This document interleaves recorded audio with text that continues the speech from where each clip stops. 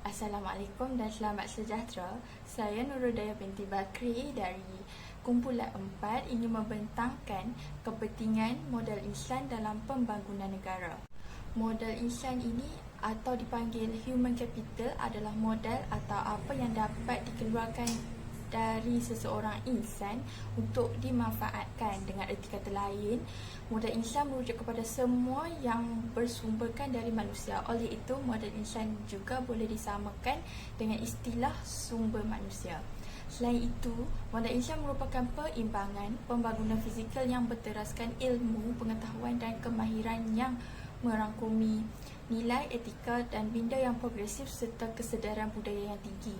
Hal ini kerana modal insan dapat meningkatkan keupayaan, pengetahuan, kreativiti dan inovasi negara, dan ia juga dapat membentuk minda kelas pertama di samping penekanan akan diberikan ke arah memupuk masyarakat berbudaya dan memiliki kekuatan moral.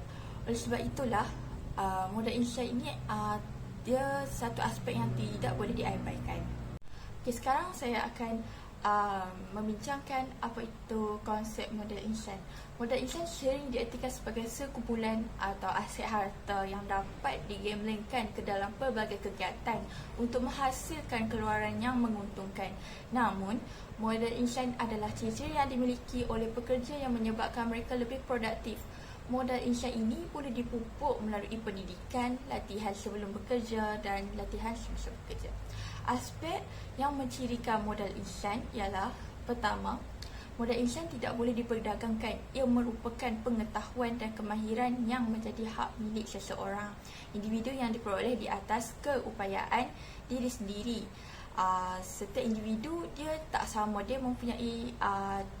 tidak mempunyai cara yang sama dalam membangunkan modal insan itu. Sebagai contoh, seseorang dia boleh memperolehi modal insan ini di usia muda, ada setengah yang boleh memperoleh modal insan ini di usia yang lanjut.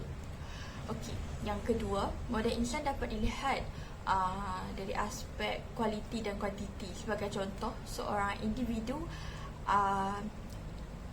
dari sebuah universiti yang sama mungkin mempunyai kuantiti yang berbeza berdasarkan keupayaan diri sendiri. So maksudnya walaupun seorang tu walaupun mereka dari universiti yang sama, tapi dia punya keupayaan modal insan tu tak sama. Okey, yang ketiga, modal insan dipengaruhi oleh aspek luaran iaitu persekitaran dan ikatan sosial. Sekarang saya akan menjelaskan cabaran dalam pembangunan negara. Pertama, kurangnya jati diri dan semangat kenegaraan dalam diri seseorang individu. Okey, jati diri dan semangat kenegaraan akan menentukan hala tuju mereka untuk membawa negara untuk maju ataupun mundur.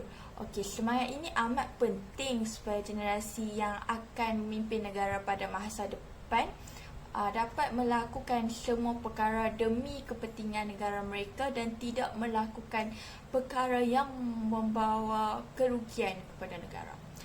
Okey, namun pada zaman sekarang ni, pada era globalisasi ni, jati diri dan semangat kenegaraan adalah cabaran yang utama kerana kita semua ni sekarang berhadapan dengan satu suasana di mana budaya masyarakat barat tak dapat disekat daripada masuk ke negara ini, iaitu seperti cerita-cerita dari barat, muzik video yang ada di media sosial sekarang. Hal ini kerana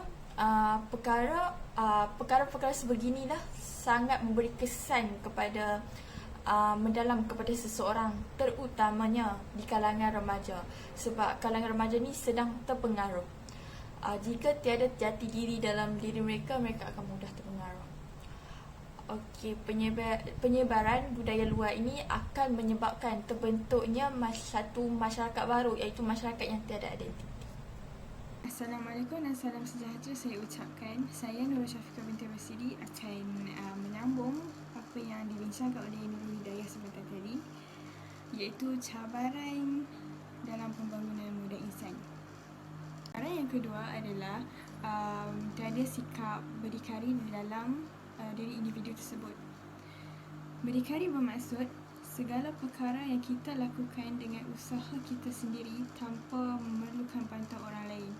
Dalam arti kata yang lebih mudah adalah berdiri di atas kaki sendiri. Sebagai contoh, jika seseorang individu itu berada dalam keadaan terdesak sekalipun, seorang individu itu akan cuba sedaya upaya untuk menyelesaikan masalah tersebut tanpa menyusahkan orang lain.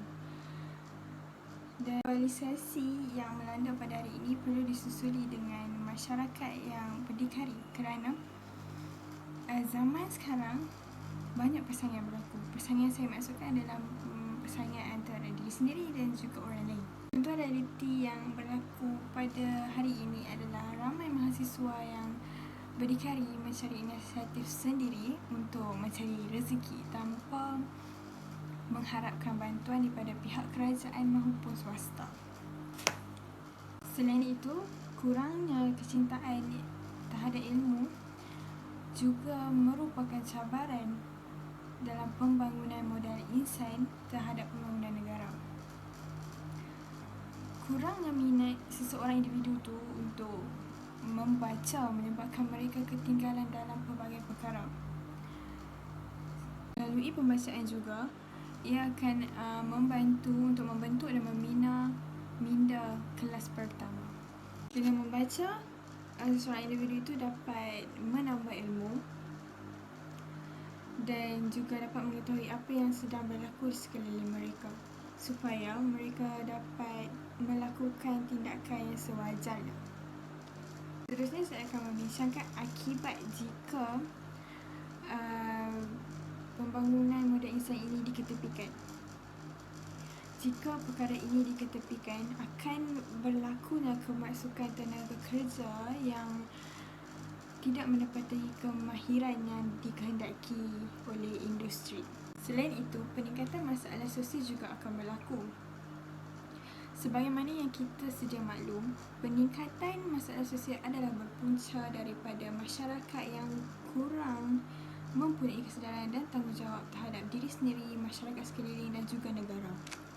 Penyelesaian kepada keruntuhan akhlak tidak lain tidak bukan adalah dengan kembali kepada ajaran Islam yang sebenar, iaitu bersumberkan Al-Quran dan As-Sunnah, dan kembali mencontohi keupayaan dan kegemilangan pemimpin Islam terdahulu, khususnya Rasulullah SAW dan para khalifah. Itu, kerajaan telah menggariskan satu dasar yang berpandukan misi nasional, iaitu menghasilkan modal insan negara yang berkualiti. Menurut Muhammad Hisham bin Muhammad, modal insan ataupun human capital atau dikenali juga sebagai pembangunan sumber manusia. Nilai modal insan ini yang akan mencorakkan hala tuju negara ke arah wawasan yang disasarkan. Tanpa sumber manusia berkualiti, sesebuah negara akan lemah kerana ketiadaan faktor manusia yang menjadi pencetus kepada inisiatif baru dalam kegiatan sosioekonominya. Assalamualaikum warahmatullahi wabarakatuh. Saya Ahmad Hafiz bin Muhammad daripada kelas 3B1 dan daripada kumpulan 4. Topik saya adalah kepentingan modal insan dalam pembangunan negara.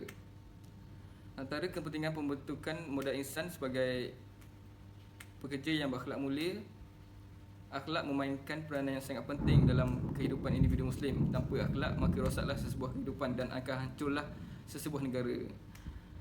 Pelbagai kajian yang berlaku disebabkan dari keruntuhan akhlak di kalangan individu seperti rasuah, jenayah, bunuh diri, rogol dan lain-lain lagi.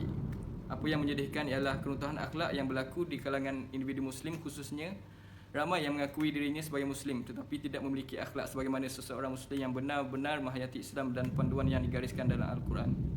Sesebuah negara akan mencapai kemajuan jika kewarganegaraannya terdiri daripada individu yang berakhlak mulia. Sebaliknya, jika warga negaranya berakhlak buruk, maka rosaklah bangsa dan negara itu. Seorang penyair Arab bernama Shauki Bey pernah berkata, suatu bangsa dikenali kerana akhlaknya dan atau budi pekertinya. Jika akhlaknya telah runtuh, maka runtuhlah sesebuah bangsa itu. Perbuatan kebaikan yang menentukan nilai dan status akhlak seseorang, dan inilah tujuan sebenar penciptaan manusia sebagaimana firman Allah SWT yang bermaksud, Allah yang menjadikan hidup dan mati supaya Dia menguji kamu, siapa di antara kamu yang paling baik perbuatannya. Perbuatan atau akhlak yang baik itu bukan sahaja akan membawa kebahagiaan kepada orang lain, tetapi juga membahagiakan diri kita sendiri. Allah SWT turut mengasihi orang-orang yang melakukan kebaikan. Allah SWT tidak akan mensia-siakan pahala mereka dan tidak ada balasan yang setimpal dengan kebaikan kecuali kebaikan. Antara kebaikan yang diperolehi oleh manusia yang berakhlak mulia juga dinyatakan bahawa sesungguhnya perbuatan-perbuatan kebaikan akan menghapus dosa-dosa mereka. Bahkan lagi amalan mulia akan menambah rezeki daripada Allah SWT, sebagaimana Allah SWT menjanjikan bahawa sekiranya manusia bersyukur, nescaya Allah SWT akan tambahkan lagi rezeki mereka. Dan sebaliknya jika mereka kufur, sesungguhnya azab Allah SWT sangatlah pedih lagi terseksa. Selain itu, kepentingan pembangunan moden insan melalui pendidikan akhlak. Pendidikan akhlak merupakan aspek penting untuk menangani permasalahan akhlak individu dan untuk melahirkan manusia yang mulia. Penekanan pendidikan akhlak adalah sangat penting bagi membangun dan melahirkan insan secara seimbang demi merealisasikan fungsi manusia sebagai hamba dan khalifah Allah di muka bumi. Pendidikan akhlak Islamiah merupakan satu-satunya cara pendidikan akhlak individu ke arah melahirkan manusia yang dapat membina masyarakat yang membangun selaras dengan maksud pembangunan dalam Islam. Melalui pendidikan yang benar dan tepat, akhlak seseorang dapat dibentuk dan seterusnya. Segala kegiatan yang tidak bermoral akan dapat dikawal dan dihapuskan. Akhlak seseorang tidak bersifat jumud, beku atau statik, tetapi berubah melalui pendidikan, latihan dan disiplin. Menurut soalan ahli filsuf akhlak, seseorang berpotensi untuk merubah akhlak menjadi baik sama ada dalam tempoh yang singkat ataupun lama. Namun begitu, ahli filsuf akhlak menyatakan lagi bahawa kemampuan dan pencapaian seseorang dalam menerima pendidikan dan perubahan lain adalah berbeza. Sesetengah mereka bersikap responsif terhadap pendidikan dan berubah menjadi baik dalam berjangka masa yang singkat, manakala sesetengah yang lain pula kekal dalam bentuk yang asal dan akhlak mereka susah dibentuk. Seterusnya, pembentukan insan yang berakhlak mulia merupakan faktor utama dalam sistem pendidikan negara. Ini jelas terbukti dalam falsafah pendidikan kebangsaan. Falsafah pendidikan kebangsaan dengan jelas menyatakan ciri-ciri akhlak mulia, iaitu insan yang mempunyai pengetahuan tentang nilai-nilai baik dan murni, mempunyai kesedaran tentang kesan daripada perbuatan baik dan buruk, berkeyakinan terhadap nilai murni, mengamalkan perbuatan yang baik, menghindari perlakuan yang buruk, menghayati nilai mulia yang merangkumi nilai-nilai kerohanian, kemanusiaan dan kewarganegaraan. Penyataan insan yang memiliki khasiat seimbang dan sepadu yang dijelaskan dalam huraian falsafah pendidikan kebangsaan tersebut antaranya ialah berkaitan dengan keseimbangan dari segi rohani, iaitu menyedari dan menginsafi adanya pencipta, menyedari dan menginsafi tanggungjawab menghargai dan mensyukuri pemberian pencipta, memupuk dan membina disiplin diri serta membentuk akhlak mulia.